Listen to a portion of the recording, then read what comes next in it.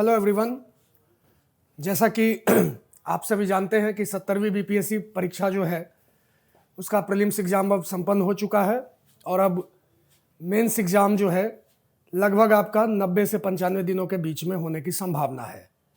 तो इसी परिप्रेक्ष्य में धनंजय आईएएस एकेडमी आप सबों के बीच अपना मेंस ओरिएंटेशन बैच लेकर आए हैं, जिसमें कि हम लोग बीपीएससी से रिलेटेड जो भी आपके मेंस के सब्जेक्ट्स हैं, डायमेंशंस हैं, उनके बारे में जानेंगे और इसमें अलग अलग सब्जेक्ट में क्या कैसे आपका स्ट्रेटजी होना चाहिए, किस तरह से आप बेहतर अपना जो है आंसर राइटिंग स्किल कर सकते हैं, अप्रोच कैसे रखना है, क्वेश्चन का डायमेंशंस क्या है, सोर्सेज क्या रखना है, क्योंकि सोर्सेज का भी अपना एक अलग महत्व है, उसको कैसे चूज करना है। आई बात समझ में? इन सारी चीज़ों को डिस्कस करेंगे। इसी क्रम में आज हम लोग जो है हिस्ट्री का एनालिसिस करते हैं। सबसे पहले आपको मैं बता दूं कि हिस्ट्री जो है वो आपका जाहिर सी बात है, आप लोग जानते हैं जनरल स्टडीज 1 का पेपर है। आमतौर पे ये काफ़ी स्टैटिक पोर्शन का पार्ट माना जाता है, जो कि आपको आंसर राइटिंग में काफ़ी आमतौर पे डायनेमिक पोर्शन जैसे आईआर हो गए या आपका पीएसआईआर हो गया, इकोनॉमी हो गया, इन चीज़ों से थोड़ा सा अलग माना जाता है इसका अप्रोच। लेकिन एक बात आपको मैं बताऊं कि हिस्ट्री जो है वो स्टैटिक होने के साथ साथ आपका स्कोरिंग भी है, और इसमें आपका अगर अप्रोच एग्जाम के पॉइंट ऑफ व्यू से आप रखते हैं तो जाहिर सी बात है इसमें बहुत अच्छे स्कोर कर सकते हैं। अभी हम लोग देखेंगे कि कैसे हिस्ट्री को हम लोग एक गेम चेंजर की तरह यूज करें ताकि ये आपका एक कटिंग एज साबित हो बाकी अदर आपके टॉपिक्स या सब्जेक्ट के हिसाब से, जहां पर कि कंपैरेटिवली लेसर स्कोर आते हैं। फॉर एग्जाम्पल अगर आप देखें तो हिस्ट्री के इंपॉर्टेंस की बात करें, आप जीएस 1 में महत्व की अगर आप बात करें तो जीएस 1 के 300 नंबर के पेपर में हिस्ट्री के 114 नंबर है, 114 मार्क्स। और अगर आप इस परिप्रेक्ष्य में देखते हैं तो यह मोर और लेस आपका 35 to 38% का वेटेज कैरी करता है। यहां पर अगर आप ये भी देखें कि 114 नंबर में मोर और लेस आपका जो नेचर है क्वेश्चन का वो धीरे धीरे समय के साथ इवोल्व भी कर रहा है। फॉर एग्जाम्पल जो आयोग के द्वारा पहले क्वेश्चन दिए जाते थे और जो अब का पैटर्न बन रहा है, इन दोनों में काफी आपका अंतर देखने को मिलता है। जैसे कि अभी हम लोग इसको देखते हैं, हिस्ट्री में आपका जीएस 1 में 114 मार्क्स में पहले आपका आप 3 क्वेश्चंस करने होते थे आउट ऑफ 6, मीनिंग देयर बाय कि 6 में कोई भी 3 आपको करने होते थे। सभी क्वेश्चंस जो थे वो 38 मार्क्स के होते थे। इस तरह के स्कीम में जो कि आपका mainly up to 68th BPSC तक, 67th बीपीएससी तक आपका यही पैटर्न फॉलो हुआ है। इसमें आपके पास जो है एक तो चॉइसेस कैंडिडेट के पास ज्यादा होती थी कि कोई भी 3 वो सिलेक्ट कर सकते थे 6 में। दूसरा, डाइवर्सिटी काफी कम होती थी। प्रश्नों में विविधता की अगर आप बात करें तो वो काफी कम थी। आयोग के पास गिने चुने टॉपिक्स थे, एरियाज थे जहां से वो क्वेश्चंस बनाते थे, क्योंकि 38 मार्क्स अपने आप में बहुत बड़ा आपका पैमाना होता है। तो 38 मार्क्स का क्वेश्चन जो है वो छोटे टॉपिक्स पे फॉर्म नहीं किया जा सकता।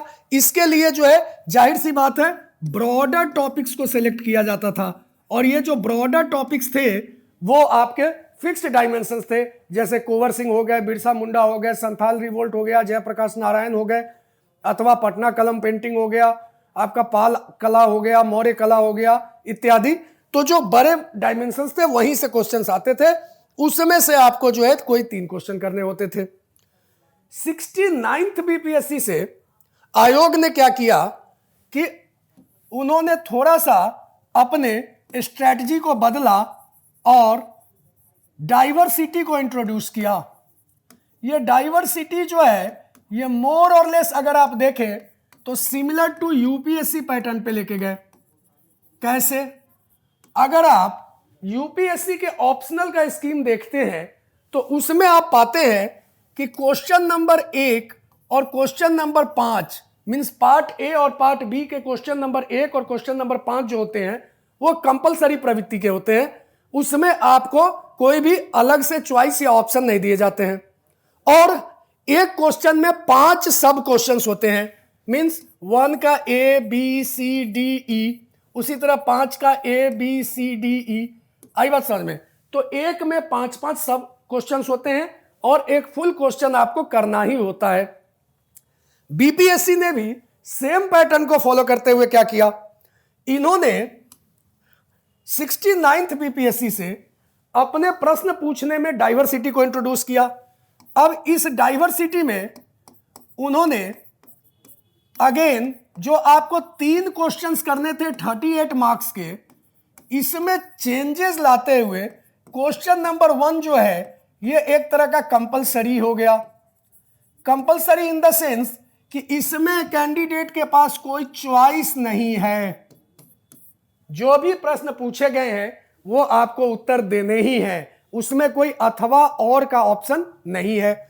और इसको अगेन सब टॉपिक्स में इन्होंने कन्वर्ट कर दिया, मतलब कि 1 का A B C D E 5 इन्होंने छोटे छोटे टॉपिक्स पकड़े, 3 जो है वो 8 नंबर के और 2 जो है वो 7 नंबर के, टोटल आपका 38 मार्क्स।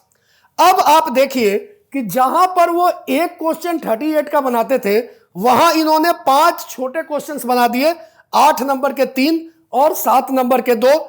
अब इसमें एक तो आयोग के पास डाइवर्सिटी है, उनकी चॉइसेस बढ़ गई कि नंबर ऑफ क्वेश्चंस या नंबर ऑफ टॉपिक्स जो है वो ज्यादा पूछ रहे हैं। जो नंबर ऑफ टॉपिक्स ज्यादा पूछ रहे हैं तो जाहिर सी बात है कैंडिडेट को अब पहले के मुकाबले और अधिक टॉपिक्स को पढ़ के जाना होगा। दूसरा, यहां पर टाइम मैनेजमेंट का भी अब इशू है। Time management in the sense कि जहां आपको पहले एक क्वेश्चन लिखने से 38 नंबर का कवर हो जाता था, वहां आपको छोटे छोटे टिप्पणी में 5 क्वेश्चन लिखने होंगे। और ये जो 5 क्वेश्चन आपको लिखने हैं, अगेन ये आपको टाइम मैनेजमेंट का इशू क्रिएट करेगा, क्योंकि याद रखिए इसी जीएस पेपर 1 में आपका एक तरफ क्या है, डेटा इंटरप्रिटेशन है जो ऑलरेडी टाइम कंज्यूमिंग है, फिर आईआर में 3 क्वेश्चन आपको करने हैं, है ना, जो आपका इंटरनेशनल रिलेशन का टॉपिक है।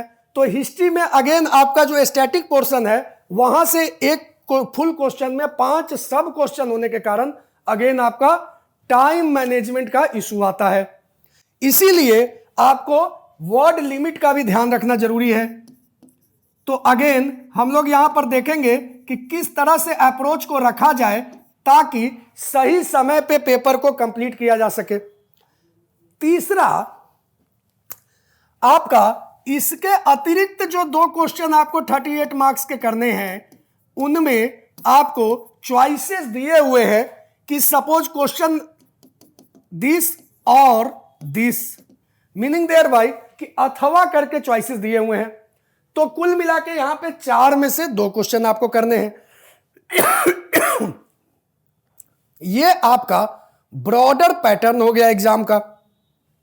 यही जो ब्रॉडर पैटर्न है, इसी में आपको अब बेहतर स्ट्रेटजी के साथ आना पड़ेगा कि किस तरह से आप टाइम मैनेजमेंट रखते हुए हिस्ट्री में अपने आप को स्टेबल कर सके।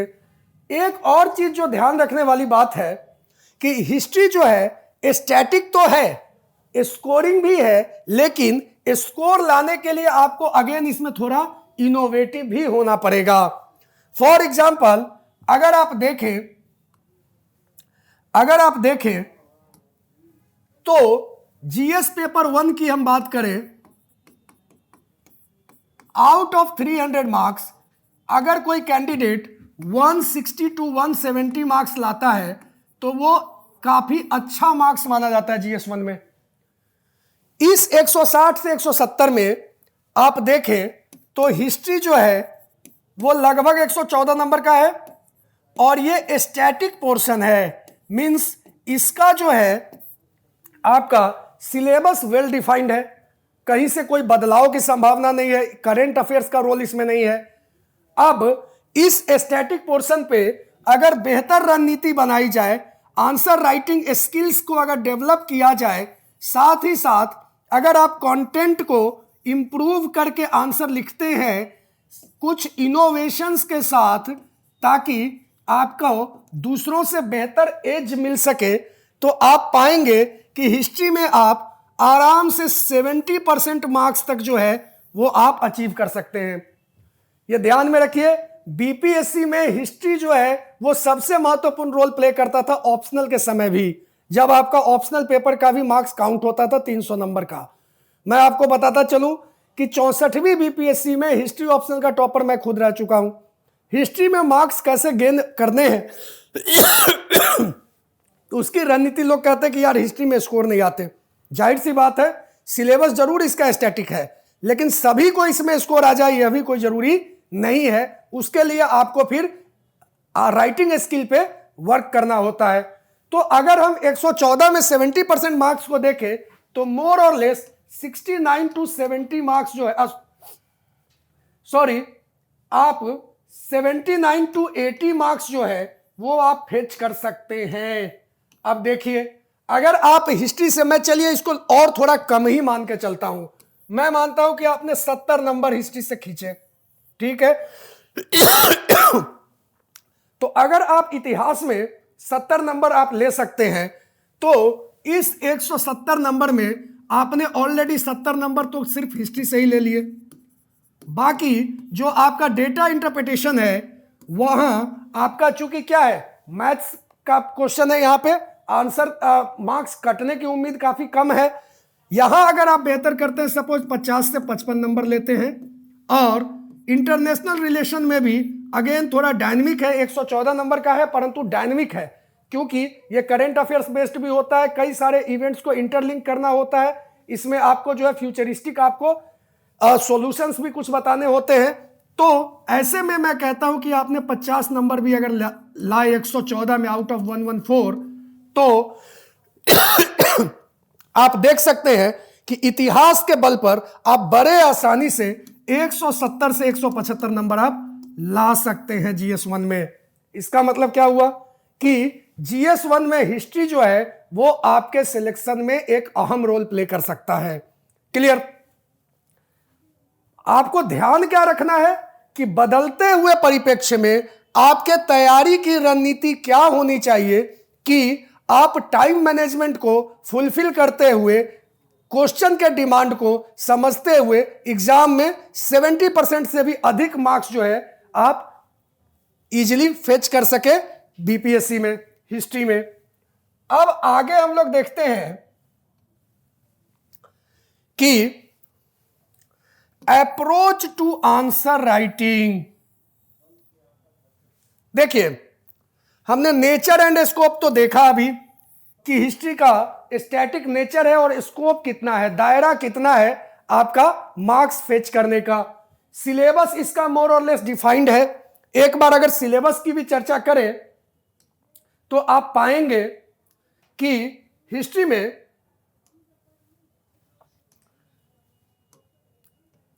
पहले जो हम लोग देखते थे तो कुछ कोर एरियाज थे जहां से क्वेश्चंस पूछे जाते थे, जिसमें culture, freedom movement, peasant movement, important personalities,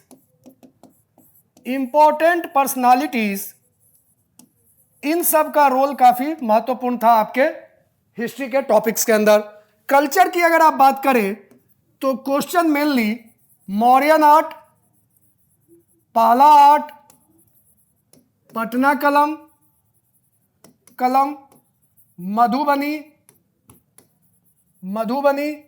Madhubani painting इत्यादि, और कभी कभी गुप्ता आर्ट से आता था। उसी तरह से फ्रीडम मूवमेंट की आप बात करें तो revolt of 1857, then Champaran,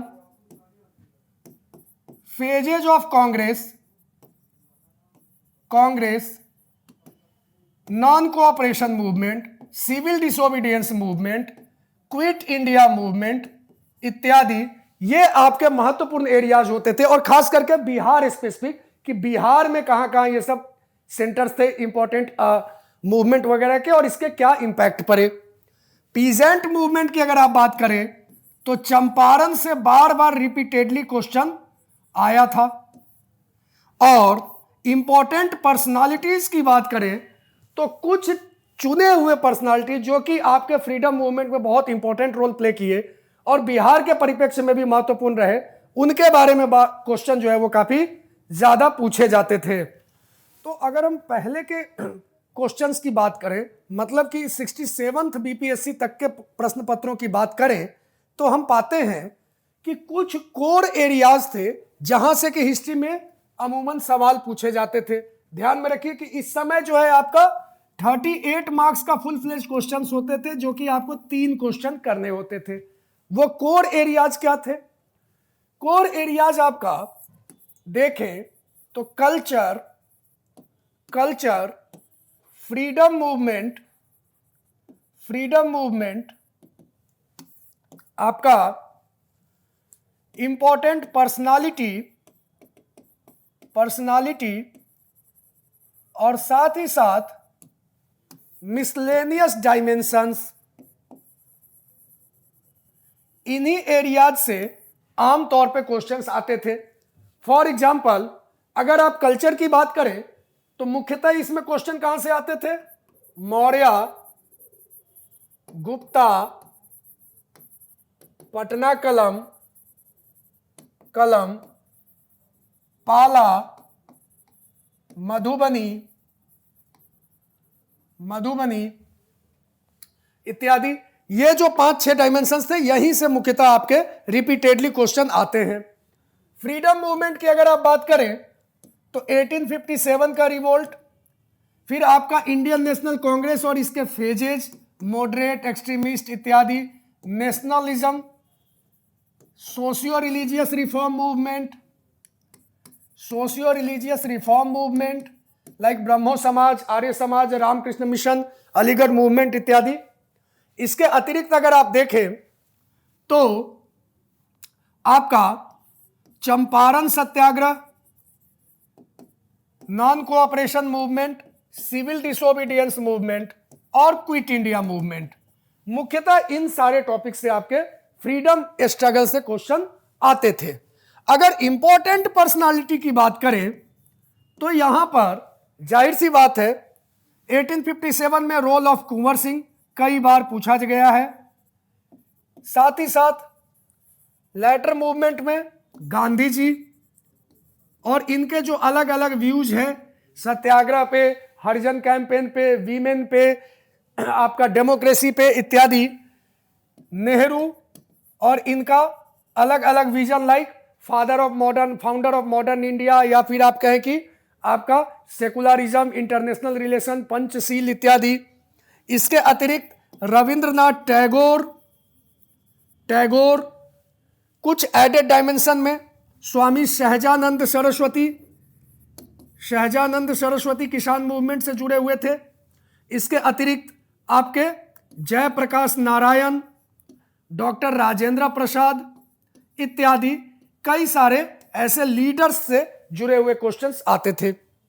miscellaneous की अगर आप बात करें तो बिहार में राइज ऑफ मॉडर्न बिहार, इसके अतिरिक्त modern education in Bihar, modern education during British policy, economic impact of British policy, इसके अतिरिक्त rise of press in Bihar, women movement in Bihar इत्यादि।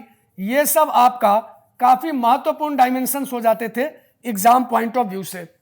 तो पहले का जो आपका पैटर्न था इसमें मोर और लेस डायमेंशन आपके फिक्स थे। इसके अतिरिक्त एक और जो महत्वपूर्ण डायमेंशन था वो था आपका ट्राइबल मूवमेंट जो था, इसमें मेनली बिरसा मूवमेंट और संथाल मूवमेंट से क्वेश्चन आते थे। तो मोर और लेस अगर इन सारे टॉपिक्स को आप अच्छे से करते थे तो वहां पे आपको जो है एक एडवांटेज मिलता था कि आप टू द पॉइंट आपको क्वेश्चन मिल जाते थे। अभी के पैटर्न की अगर आप बात करें तो जैसा कि हम देखें कि अभी आपका 5 जो सब क्वेश्चंस आते हैं छोटे छोटे टिप्पणी वाले, शॉर्ट नोट्स वाले 8 और 7 नंबर में, ये आपके डाइवर्सिटी को बढ़ाता है। साथ ही साथ आप देखें तो कुछ एडेड डायमेंशन से क्वेश्चंस अब आने लगे, जैसे government of India act, Indian councils act, इसके साथ में फिर टेम्पल आर्किटेक्चर, केव आर्किटेक्चर इत्यादि, ये सब से क्वेश्चंस आपको बार बार पूछे जा रहे हैं। 68th में भी पूछा है, 69th में भी पूछा है। इसका मतलब क्या हुआ कि अब वो नए नए एरियाज और डायमेंशन को तलाश रहे हैं। फॉर एग्जाम्पल अगर बिहार के परिप्रेक्ष्य में देखें तो इस बार जननायक कर्पूरी ठाकुर जी को भारत रत्न दिया गया है, और यह भी एक प्रोबेबल टॉपिक हो सकता है मेंस एग्जाम में कि उनके जीवनी या उनके कार्यों के ऊपर एक क्वेश्चन पूछा जाए या शॉर्ट नोट्स पूछा जाए। तो कहने का मतलब यह है कि इवॉल्विंग डायनेमिक्स में नंबर ऑफ टॉपिक्स आपके बढ़ जाएंगे और यहां पर आपको तैयार रहना पड़ेगा कुछ ऐसे अननोन क्वेश्चंस के लिए जो पहले नहीं पूछे जाते थे या पहले उतने पॉपुलर एरियाज में नहीं आते थे। आई बात समझ में? इसलिए अब जो है पहले से कहीं अधिक समय आपको इतिहास के टॉपिक पे देना होगा या फिर हिस्ट्री में आपको ज्यादा डीप स्टडी करने की जरूरत है। यह आपका चेंजिंग डायनेमिक्स की बात हो गई। अप्रोच टू आंसर राइटिंग की अगर हम बात करें तो देखिए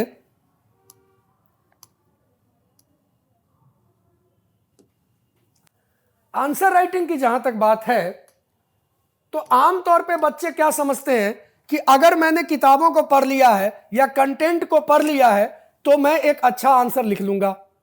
देखिए, कंटेंट को पढ़ना समझना एक अलग बात है और उसे एग्जाम के डायमेंशंस या क्वेश्चन के रिक्वायरमेंट में फॉर्म करके बेहतर तरह से प्रेजेंट करना एक दूसरी कला है।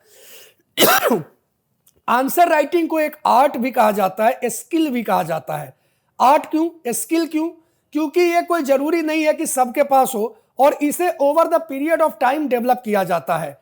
तो जब तक कि आंसर राइटिंग के सही डायमेंशंस को हम नहीं समझेंगे और उस हिसाब से अपने प्रैक्टिस के जरिए उसे इंप्रूव नहीं करेंगे तो जाहिर सी बात है हम कंटेंट होने के बावजूद भी बेहतर स्कोर नहीं कर पाएंगे। इसीलिए कई सारे बच्चे बार बार रिपीटेडली मेंस एग्जाम देते रहते हैं या इंटरव्यू में भी अपीयर होते हैं परंतु फाइनल मेरिट लिस्ट में नहीं आ पाते, क्योंकि मेंस में उन्हें वो मार्जिन नहीं मिल पाता जो कि उन्हें आपको फाइनल मेरिट लिस्ट में। हमेशा ध्यान रखिए, मार्जिन की जहां तक मैं बात कर रहा हूं तो ये जो मार्जिन है, अगर आप मेंस के कट ऑफ से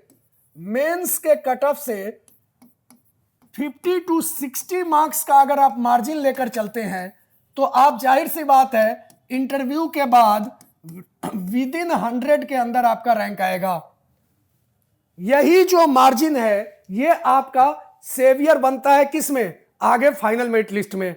लेकिन अगर आप बार बार एक ही गलती कर रहे हैं, मेंस में आपको मार्जिन नहीं मिल पा रहा, 5, 10, 15 नंबर से आप मेंस क्वालिफाई करते हैं तो फाइनल मेरिट लिस्ट में आने की संभावना आपकी कम होती चली जाती है। आई बात समझ में? अब ये मार्जिन कैसे लेना है? मेंस में 3 पेपर है सभी का अगर आप देखें तो एक तरह का नेचर नहीं है स्कोर करने का। तो जहां आप मार्जिन इंप्रूव कर सकते हैं, जैसे हिस्ट्री है, डेटा इंटरप्रिटेशन है, आई बात समझ में, एस्से का पेपर है, इन सब में आप बेहतर मार्जिन के साथ आगे बढ़ें। तो यहां पर अगर हम आंसर राइटिंग की बात करें तो कई सारे बच्चे तो पहले यह समझते हैं कि मेयरली नोइंग द कंटेंट जो है यही आपका सफिशिएंट है बेहतर नंबर लाने के लिए। ऐसा कोई जरूरी नहीं है। कई बार आपके पास कंटेंट कम भी हो लेकिन आपके प्रेजेंटेशन की वजह से आपको मार्क्स अच्छे मिलते हैं। यहां पर रोल हो जाता है कि आंसर राइटिंग का जो प्रैक्टिस सेशन है वो बहुत ही महत्वपूर्ण हो जाता है, जो आपके कंटेंट को न सिर्फ निखारता है बल्कि उसे क्वेश्चन के डिमांड के हिसाब से सेट करता है। For example, demand of the question या नीड ऑफ द क्वेश्चन जो है, ये बिना समझे आप आंसर करेंगे तो आप पूरा का पूरा जो है टॉपिक को नॉलेज बेस्ड प्रेजेंटेशन कर देंगे। हो सकता है इसमें डिमांड ऑफ द क्वेश्चन जो है वो कम ही रहा हो। ऐसे में अगेन आपका समय भी लगा, टाइम भी कंज्यूम हुआ और मार्क्स भी आपको कम ही आए, क्योंकि डिमांड ऑफ द क्वेश्चन पे पिन पॉइंट या टू दी पॉइंट पहुंचने के बजाय आपने काफी लंबी चौड़ी व्याख्या के साथ उसे एक तरह से क्या कर दिया, वेग कर दिया। पिन पॉइंट की जगह आपने उसे वेग कर दिया। तो आपका आंसर राइटिंग में अप्रोच जो होता है 10-10-80 और विद इन 80 60-20 होता है। अब कहेंगे ये क्या है सर?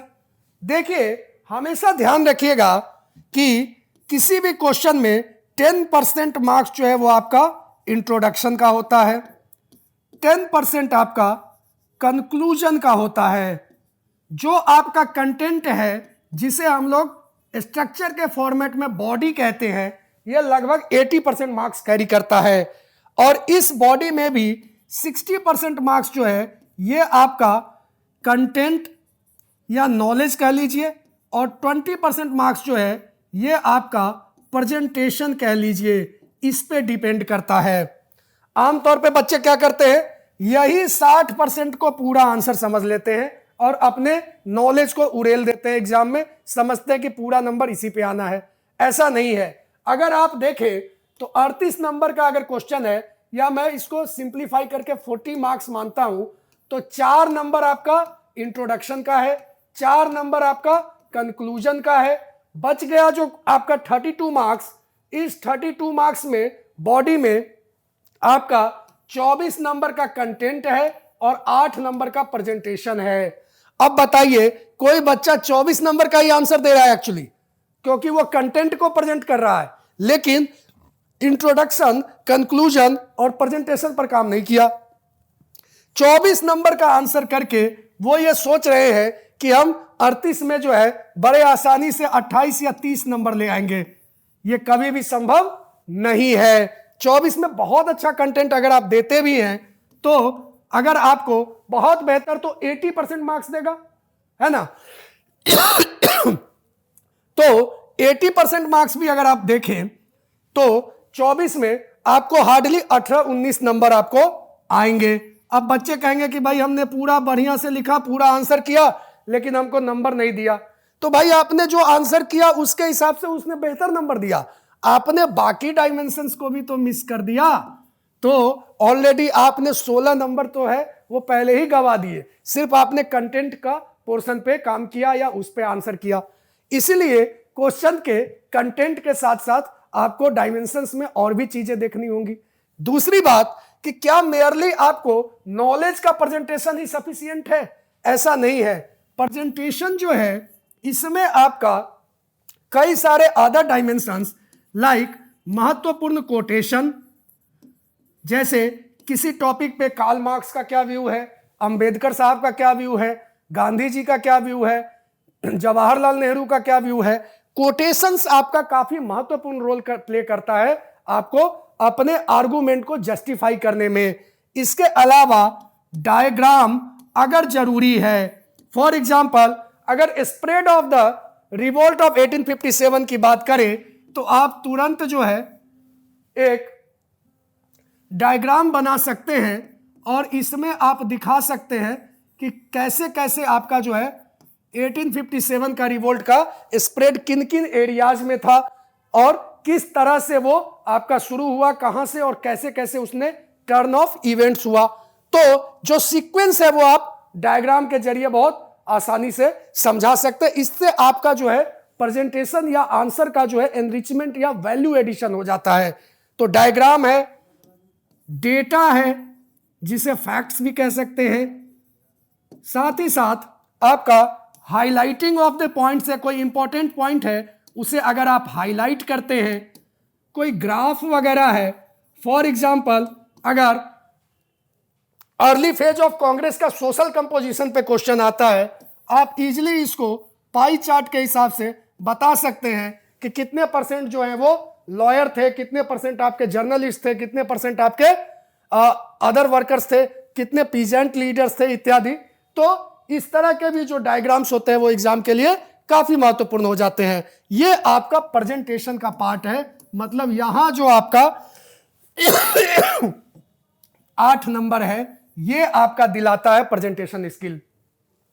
इस तरह से अगर आप देखें तो ओवरऑल आपको 40 नंबर या 38 नंबर का जो क्वेश्चन है उसके सभी डायमेंशंस को इंट्रोडक्शन, कंक्लूजन, प्रेजेंटेशन और कंटेंट, सिर्फ कंटेंट को लेकर अगर आप आगे बढ़ते हैं, ऑब्वियसली कंटेंट जो है वो सबसे ज्यादा वेट कैरी करता है आंसर में, सबसे महत्वपूर्ण पार्ट है आंसर का, उसके बिना आंसर की परिकल्पना नहीं की जा सकती। लेकिन सिर्फ कंटेंट से ही बेहतर मार्क्स आ जाएंगे इसकी गारंटी नहीं दी जा सकती।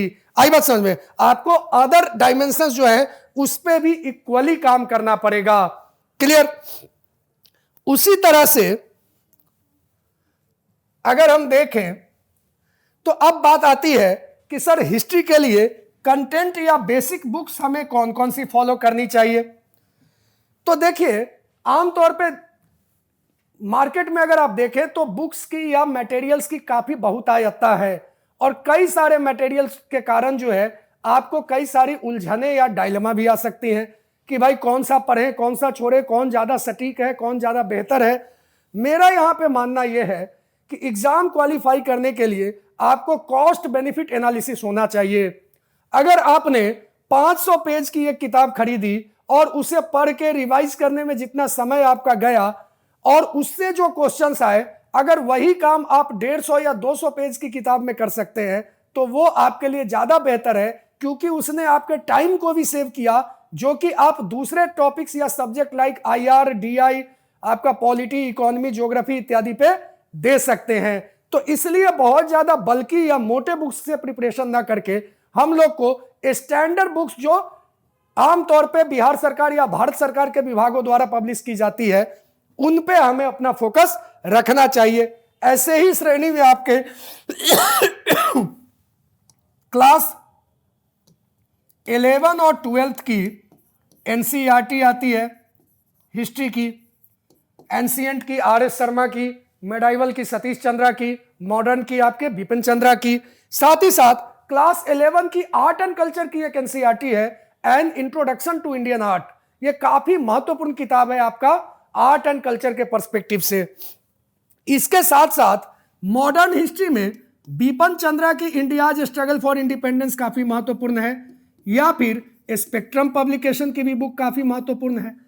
अब कहेंगे कि सर किताब इतने ज्यादा हो गए तो इसको हम लोग कैसे कोप अप करें, तो मैं यहां पे बताऊंगा कि यहां पे हमारा जो कोर्स का प्रोग्राम है धनंजय IAS एकेडमी का, इसमें जो बुकलेट तैयार किया गया है वो टू द पॉइंट एग्जाम के नीड को ही ध्यान में रख के तैयार किया गया है।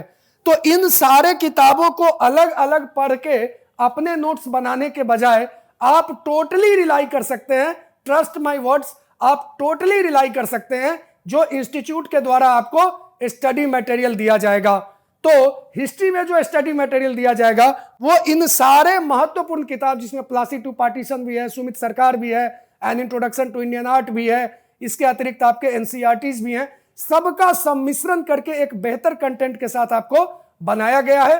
और आपको कई सारे बल्कि बुक्स में अपना समय बर्बाद ना करके सिर्फ और सिर्फ एक ही सोर्स पे जो आपको इंस्टीट्यूट से बुकलेट दिया जाएगा वहीं से आप एक जगह से सारे टॉपिक्स को पढ़ सकते हैं, बेहतर आपके पास कंटेंट आ सकते हैं। तो यहां पर मैं बुक्स एंड स्टडी मटेरियल में बहुत ज्यादा रिसर्च या समय के लिए आपको बर्बाद करने को नहीं कहूंगा। बेसिक किताबें अगर आप पढ़ना चाहें तो जरूर पढ़ सकते हैं, परंतु हमारे यहां जो इंस्टीट्यूट का जो मटेरियल आपको दिया जाएगा वो सेल्फ सफिशिएंट होगा आपके एग्जाम के नीड को कैटर करने के लिए। ध्यान रखिए, at the end of the day आपका जो टारगेट है वो एग्जाम क्वालिफाई करना है, ना कि आपको अपने नॉलेज में सिर्फ इजाफा करके और उसे आपको ऐसे ही बिना यूटिलाइज किए हुए छोड़ देना। तो आपने बहुत सारी किताबें पढ़ ली, कॉस्ट बेनिफिट एनालिसिस उसका यही हुआ कि आपका बहुत ज्यादा उससे एग्जाम में क्वेश्चंस आए नहीं।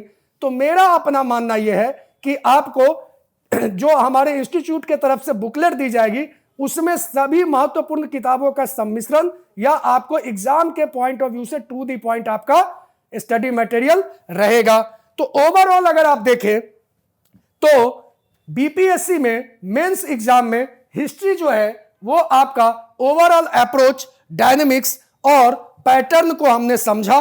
मार्क्स को, आंसर राइटिंग स्किल्स को, एक चीज और हमने बताया कि आंसर राइटिंग जो है वो क्या है, स्किल है। स्किल क्यों कहते हैं? क्योंकि इसे सीखना पड़ता है। मेयरली आपके पास कंटेंट या नॉलेज होने को ही आपको आंसर राइटिंग नहीं कहते हैं। तो इसे सीखने के लिए क्या करना होगा? रेगुलर प्रैक्टिस करनी होगी। रेगुलर प्रैक्टिस के साथ साथ इवैल्यूएशन भी आपको टाइमली होना चाहिए ताकि आपको फीडबैक मिल सके। ये रेगुलर प्रैक्टिस और इवैल्यूएशन का जो काम है ये भी आपको मेंस के प्रोग्राम में ऐड किया हुआ है कि प्रतिदिन आपसे 3 क्वेश्चन क्लासरूम में with in the time frame लिखवाए जाएंगे ताकि टाइम मैनेजमेंट का भी इशू आपको ध्यान में रहे। साथ ही साथ आप कभी भी फैकल्टी से या इंस्टीट्यूट के टीम से आप ऑनलाइन माध्यम से, ऑफलाइन माध्यम से इंस्टीट्यूट में आके 1-to-1 मेंटरशिप के जरिए आप मिलके अपने आंसर्स को भी दिखा सकते हैं ताकि आपको जो है टू दी पॉइंट फीडबैक मिलता रहे। आई बात समझ में? तो आंसर राइटिंग स्किल इसीलिए इसका नाम दिया गया। फॉर एग्जांपल हिस्ट्री में अगर 15 से 20 क्लासेज होती हैं तो पर डे के हिसाब से हम लोग 3-3 क्वेश्चन को देखें तो मिनिमम 50-55 क्वेश्चन। फिर आपका एक सेक्शनल टेस्ट होगा, उसमें आपका पूरा विस्तृत हिस्ट्री के टॉपिक्स को डील किया जाएगा। तो ओवरऑल हम लोग 70 से 80 क्वेश्चंस, तो आप समझिए कि इसमें कहीं आपका कोई टॉपिक मिस करने या छूटने की तो बात ही नहीं है। तो सारे डायमेंशंस कवर हो जाएंगे, सारे टॉपिक्स कवर हो जाएंगे। स्टडी मटेरियल आपको इंस्टीट्यूट से जो मिलेगा वो सेल्फ सफिशिएंट होगा। At the end of the day आपके अपने प्रैक्टिस किए हुए आंसर्स की सेट इतनी सफिशिएंट होगी कि आप सिर्फ उसे ही रिवाइज करके जाए तो आप काफी इजीली बेहतर स्कोर कर सकते हैं एग्जाम में। क्लियर? तो इसका अब जो अंतिम पर्सपेक्टिव है जो मैं बार बार बता रहा था कि कैसे 68th बीपीएससी के बाद से आपका मेंस में डायमेंशन चेंज हुआ जिसे आमतौर पे बच्चे पकड़ नहीं पा रहे, ये कैसे आपका यूपीएससी पैटर्न को फॉलो कर रहा। देखिए पहले ये जो 38 मार्क्स का क्वेश्चन था ये आपका फिक्स एक ही क्वेश्चन होता था, परंतु यहां पे अब सब टॉपिक्स के 5 क्वेश्चंस हैं जिसमें 3 8-8 नंबर के और 2 7-7 नंबर के हैं। अब इंडियन काउंसिल एक्ट 1892 पे नोट्स कह रहा है, ध्यान में रखिए 8 नंबर का है। 8 नंबर का मतलब क्या हुआ? मैक्सिमम आपका 100 वर्ड्स या 120 वर्ड्स। इससे अधिक अगर आप लिखने की कोशिश करेंगे तो आप समझ ले कि आपका बाद में कहीं ना कहीं उसका इंपैक्ट पड़ेगा, आप दूसरे क्वेश्चंस के साथ जस्टिफाई नहीं कर पाएंगे। तो आपको टाइम बाउंड मैनर में वर्ड लिमिट के अंदर में ही लिखना होगा। तो Indian council act, Santhal Champaran, art and architecture of Mauryan period भी 8 नंबर में पूछा है। मतलब आपको टू द पॉइंट रहना है, स्पेसिफिक रहना है। और फिर देखिए cave paintings of eastern India in ancient period, ये देखिए आपका एक नया डायमेंशन मिलता है जो पहले के क्वेश्चंस में नहीं था। ईस्टर्न इंडिया मतलब आपका बिहार, बंगाल, उड़ीसा में उदयगिरी, खंडागिरी केव्स हैं या फिर नागार्जुनी और बारावार हिल्स के केव्स हैं। इन सब गुफाओं में जो केव पेंटिंग्स की बात की गई है इस पे तो देखिए ये आपका नया डायमेंशन है। मैंने अभी पहले क्या बताया कि जो पुराने कोर एरियाज है उससे प्लस में एडेड डायमेंशन भी आपको अब तैयारी करनी पड़ेगी। उसी तरह से जो 38 मार्क्स का आपका फुल फ्लेज्ड वाला टॉपिक्स है उसमें आप देखें तो आपको चॉइसेज है अथवा करके दिया हुआ है। For example learning and spiritualism of ancient time, explain in detail. एक चीज और आपको ध्यान में क्या रखना है कि क्वेश्चन का सफिक्स और प्रीफिक्स भी काफी महत्वपूर्ण होता है एग्जाम के लिए।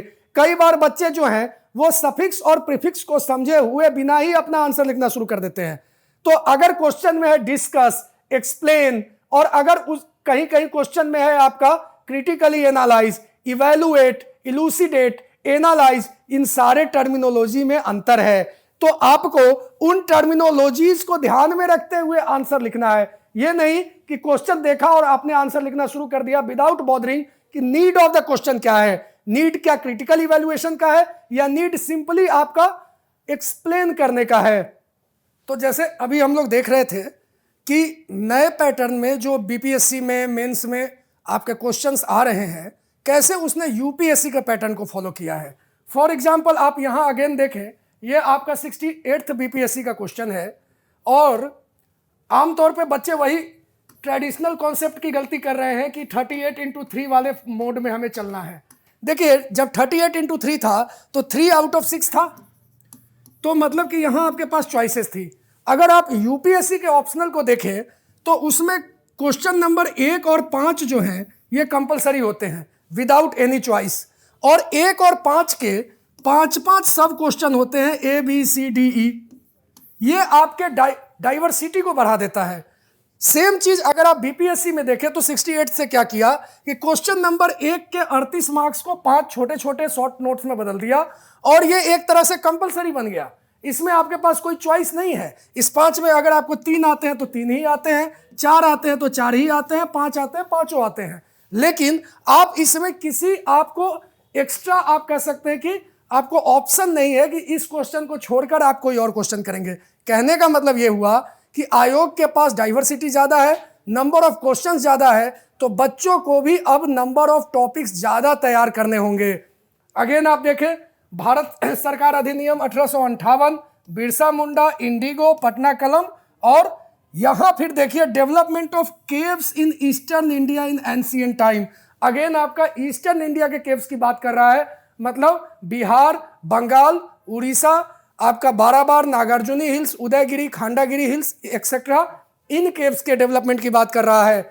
इसी तरह अगर आप देखें तो 38 मार्क्स के जो फुल क्वेश्चंस हैं इसमें आपको ऑप्शन भी दिया गया है, साथ ही साथ जो आपके नेशनल मूवमेंट के क्वेश्चन है, for example emergence of Indian national movement and how it gave direction to the freedom struggle.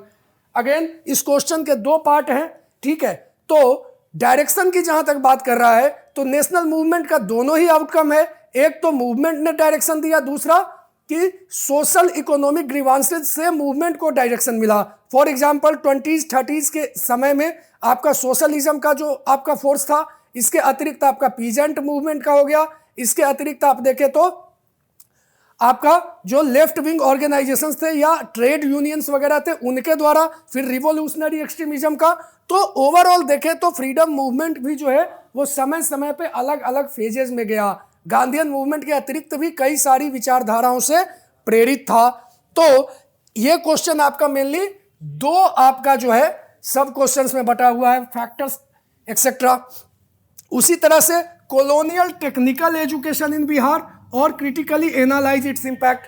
अभी जैसा कि ये क्वेश्चन भी कई बार आ चुका है अलग अलग वेरिड डायमेंशन से, development of education in Bihar, जिसमें कि आपका जो चार्टर एक्ट ऑफ 1813 है उसके बाद से जो एक प्रोसेस शुरू हुआ जो कि मैकॉले माइन्यूट ऑफ 1835, जिसमें कि ब्राउन इंग्लिशमैन की बात की गई कि we want to create a class of citizen which is Indian in blood and colour और British in taste and intellect.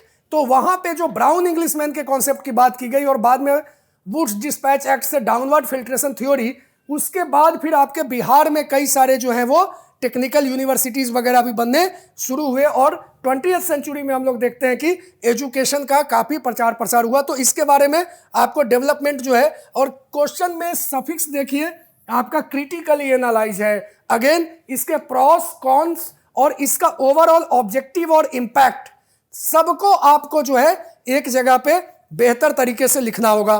तो अगला अगर आप देखें तो development of temples in north India in ancient time. Again ये आपका क्या है, ट्रेडिशनल कॉन्सेप्ट का क्वेश्चन नहीं है, इसके लिए आपको डिटेल में जाना होगा।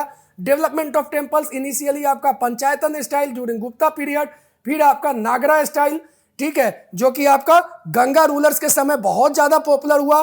खास करके आप उड़ीसा के एरिया में देखें तो लिंगराज टेम्पल है, आपका जगन्नाथपुरी टेम्पल इत्यादि। तो नागरा स्टाइल, फिर उसके रीजनल वेरिएशंस जैसे वेंगी स्टाइल, अहोम स्टाइल, आई बात समझ में, कश्मीर का पंडेथरन स्टाइल एक्सेट्रा। उसी तरह से अगर आप देखें तो चूंकि ये नॉर्थ इंडिया तक ही लिमिटेड है, इसमें आपका डायग्राम का भी स्कोप है, इसमें आपका एग्जाम्पल्स भी सुटेबल आपको देना है, और साथ ही साथ कई सारे आपको जो है इसमें उदाहरण और उस समय के रूलर्स वगैरह के पर्सपेक्टिव से भी पर्पस वगैरह और डायग्राम। जाहिर सी बात है नागरा स्टाइल का जब आप बनाते हैं शिखर, कलश या फिर गर्भगृह इत्यादि के साथ, तो वो आपके आंसर राइटिंग को क्या करता है, वैल्यू एडिशन का काम करता है। और अगला आपका Rabindranath Tagore ideas of society and culture.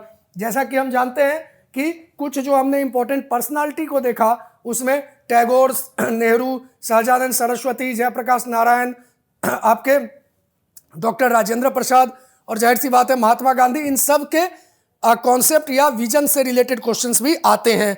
तो अगेन ये सब जो क्वेश्चंस है वो फुल फ्लेश 38 मार्क्स के हैं। 38 मार्क्स में अगेन हमने जो बताया 10% जो है वो आपका इंट्रोडक्शन है, 10% आपका जो है वो क्या है, कंक्लूजन है। जो आपका रिमेनिंग 80% है इसमें 60% जो है वो आपका बॉडी है, कंटेंट है, और 20% जो है वो आपका क्या है, ये आपका प्रेजेंटेशन है, that is diagram, facts, data, figure इत्यादि।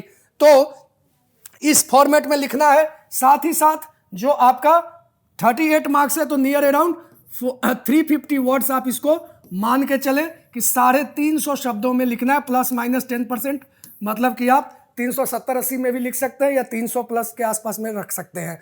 तो 350 से अधिक शब्दों में लिखेंगे तो जाहिर सी बात है फिर अगेन जो बाकी क्वेश्चंस है उसके साथ आप जस्टिफिकेशन नहीं कर पाएंगे, वहां आपको दिक्कत आएगी। क्लियर? तो ओवरऑल अप्रोच जो है आपका हिस्ट्री का वो काफी हमने डिटेल में देखा। इसी के साथ हम लोग फिर मेंस बैच में और इसको बेहतर से देखेंगे। तो जो आपका 23 दिसंबर से शुरू हो रहा है मेंस बैच, इसमें हिस्ट्री को हम लोग इस तरह से देखें कि इजीली हम लोग 80 नंबर हिस्ट्री में स्कोर कर पाए आउट ऑफ 114। अगर हिस्ट्री से हम 80-85 नंबर ले आते हैं, जो कि ऑब्वियसली हम लोग देखेंगे कि जिस तरह के अप्रोच को फॉलो करेंगे, जो आंसर राइटिंग का पैटर्न होगा, जो स्टडी मटेरियल दिया जाएगा और जितना यहाँ पे आंसर राइटिंग प्रैक्टिस कराया जाएगा, उस हिसाब से ये काफी इजी है। मतलब आपको चैलेंजिंग जरूर है लेकिन ऐसा नहीं है कि असंभव नहीं है, इसे किया जा सकता है, ये हम लोग करेंगे। और 23 दिसंबर से अगेन हम लोग मेंस के फुल फ्लेज्ड कोर्स में हम लोग इसको डिस्कस करेंगे। तो ओवरऑल अप्रोच हमने हिस्ट्री का देखा, काफी महत्वपूर्ण रोल प्ले करता है आपके सिलेक्शन में, आपको मार्जिन दिलाने में बाकी स्टूडेंट से, बाकी कैंडिडेट से मेंस एग्जाम में, और ये आपका फाइनल मेरिट लिस्ट में लाने में काफी महत्वपूर्ण रोल प्ले करता है। तो ठीक है, इसी के साथ हम लोग आज के वीडियो में यहीं तक। फिर अगले क्लास में हम लोग देखते हैं नए टॉपिक्स के साथ, नए कॉन्सेप्ट के साथ, हिस्ट्री के अलग एक नए टॉपिक और क्वेश्चंस के साथ, may be probably modern art and architecture पे हम लोग देखेंगे। ठीक है, तो ज्यादा से ज्यादा लोगों तक शेयर करें वीडियो को, लाइक सब्सक्राइब जरूर करें हमारे चैनल को, और हमारा मेंस बैच जो है जो 23 दिसंबर से शुरू हो रहा है उसमें ज्यादा से ज्यादा लोग ज्वाइन करें ताकि आप लोग मेंस में बेहतर स्कोर के साथ जो है क्वालिफाई कर सके। Thank you, all the best.